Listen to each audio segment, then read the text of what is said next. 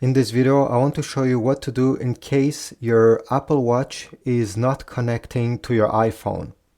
This can happen for many different reasons, and the first thing I always say to do is to simply restart your phone and restart your Apple Watch, just to start fresh. You simply have to drag down from the top right corner. You see there's a power button there. Keep it pressed 1 second, sorry. Slide to power off.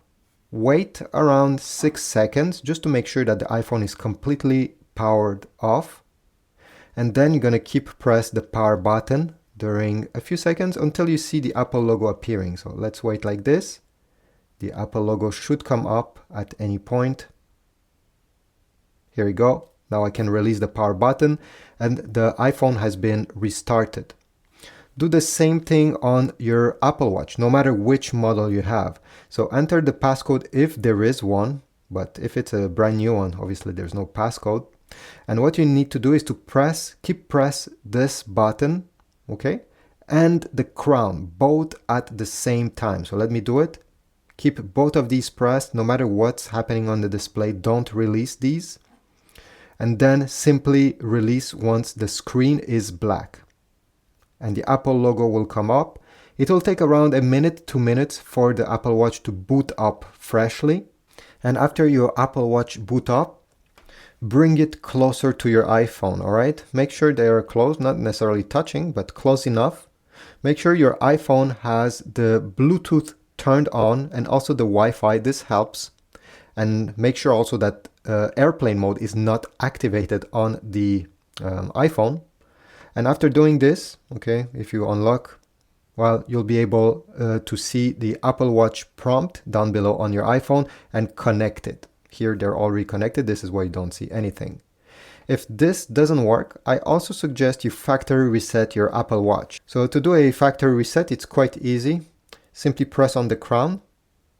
Find the settings icon, this gray one, maybe it's somewhere else on your... Then from this screen, go down and select General. Go down.